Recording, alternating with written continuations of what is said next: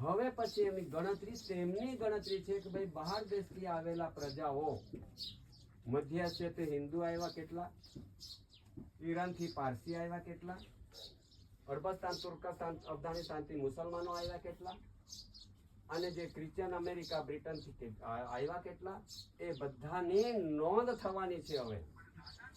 હવે નોંધ થઈ જશે અને આપણે અહીંથી બધું ઘર બાર બધી તમારે જેટલી મિલકત ધન સંપત્તિ એ બધી જ ઓનલાઈન પર મુકાઈ જવાની છે. હવે જો કદાચ મુકાઈ જશે અને આપણે બહાર દેશના આપણે ધર્મના નામે ઓળખાઈ જશું તો આપણને ઇમિગ્રન્ટ એક્ટ લાગશે.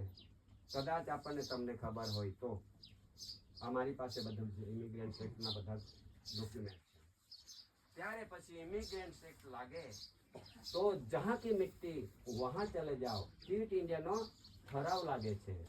તો પછી આ ભારત દેશ કે વિશ્વના અહીંથી ગયેલા પ્રજાઓ બીજા દેશમાં ગયા હશે તેમને આ દેશમાં મોકલી આપવાનું, અને બીજા દેશમાંથી જે લોકો અહીંયા આવ્યા હશે, કંઈક વર્ષો વીતી ગયા હશે, હજારો વર્ષો જતા રહ્યા હશે, અહીંયા રહી ગયા હશે, એને ઓળખીને જેના તેના માદરે વતને મોકલવા માટે એનો ઠરાવ કોમનવેલ્થમાં થઈ ગયેલો છે.